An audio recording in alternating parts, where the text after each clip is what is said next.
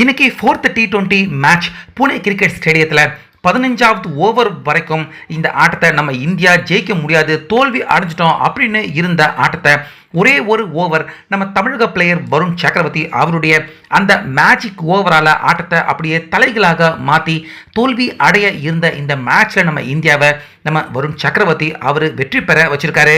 So அந்த வகையில் தொடர்ந்து டாஸ் ஜெயிச்சுக்கிட்டு இந்த கேப்டனான சூரியகுமார் இன்னைக்கு டாஸ் தோத்துட்டாரு. அதன் காரணமாக ஜாஷ் பட்லர் இன்னைக்கு ஃபர்ஸ்ட் நம்ம இந்தியாவை பேட்டிங் பண்ண வச்சுட்டாங்க. ஓப்பனராக வந்த சஞ்சு சாம்சன் ஒரு ரன்னுக்கே அவுட் ஆயிட்டாரு. அபிஷேக் சர்மா 29 ரன்கள் எடுத்திருந்தாரு. ஆனால் அதுக்கு அப்புறமா வந்த திலக் வர்மா 0. அதே ஓவரில் சூரியகுமார் யாதவ் கேப்டன் அவரும் 0 ரன்னுக்கு அவுட் ஆக இந்தியா ரொம்ப பெரிய நெருக்கடிக்கு தள்ளப்பட்டாங்க. ஆனால் அதுக்கப்புறமா வந்த ரிங்கு சிங் அபாரமா விளையாண்டு அதிரடியா 30 ரன்கள் எடுத்து கொடுத்தாரு. அதுக்கப்புறமா விக்கெட் சரிவில் இருந்த நம்ம இந்திய அணியை ஹர்திக் பாண்டியா, சிவம் துபே 2 பேருமே அற்புதமான பார்ட்னர்ஷிப் போட்டு காப்பாற்றி கொண்டு வந்தாங்க. ஹர்திக் பாண்டியா ஒரு 53 ரன் எடுத்தாரு. சிவம் துபே அவரும் ஒரு 53 ரன் எடுக்க இந்திய அணியின் ஸ்கோர் கிட்டு எங்கேயோ உயர்ந்துருச்சு. ஸோ இதன் காரணமாக 181 ரன்கள் வரைக்கும் இந்த தொடர்லேயே ஹையஸ்ட் ஸ்கோரை நம்ம இந்தியா எடுத்திருந்தாங்க. இப்படி இருக்க இந்த டஃப்பான ஸ்கோரை சேசிங் பண்ண வந்த இங்கிலாந்து அணி துவக்கத்திலேயே நம்ம இந்தியன் போலர்களுக்கு மிகப்பெரிய ஷாக்கு தான் கொடுத்தாங்க. ஏன்னா ஹர்ஷ்தீப் சிங் ஆரம்பத்திலேயே அவர் விக்கெட்டை எடுத்துருவார். ஆனால் அவராலையுமே இன்னைக்கு விக்கெட் எடுக்க முடியல.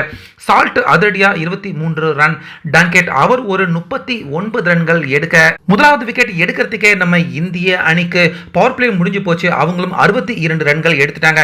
ஆனாலுமே 65 ரன்ல ஒரு விக்கெட், 67 ரன்ல ஒரு விக்கெட் அடுத்தடுத்துன்னு இங்கிலாந்து அணி விக்கெட் வீழ்ந்தது நம்ம இந்தியாவுக்கு மிகப்பெரிய ஒரு பாசிட்டிவ் எனர்ஜியாக இருந்துச்சு. ஆனால் திடீர்னு ஹாரி ப்ரூக் இந்த தொடர்லயே விளையாடாம திடீர்னு இந்த ஆட்டத்தில் பொழந்து கட்டிட்டாரு.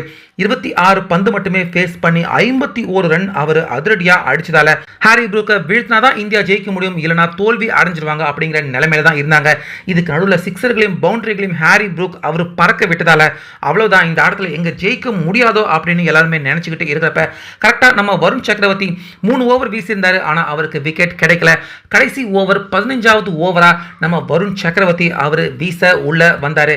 கரெக்டா அப்ப ஸ்ட்ரைக்ல ஹாரி ப்ரூக் அவரும் வர ஏற்கனவே இந்த தொடரில் 2 வாட்டி ஹாரி ப்ரூக்கை அவுட் பண்ண நம்ம வருண் சக்கரவர்த்தி இந்த மேட்ச்ல கிரிட்டிக்கலான பொசிஷன் அப்பயுமே ஹாரி ப்ரூக் அவருடைய விக்கெட்டை வீழ்த்தி 15வது ஓவரில் ரொம்ப பெரிய ஒரு பிரேக் த்ரூ இந்தியாவுக்கு எடுத்து கொடுத்தது மட்டும் இல்லாமல் அதே ஓவரில் இன்னொரு விக்கெட்டையும் நம்ம வருண் சக்கரவர்த்தி வீழ்த்தினாரு.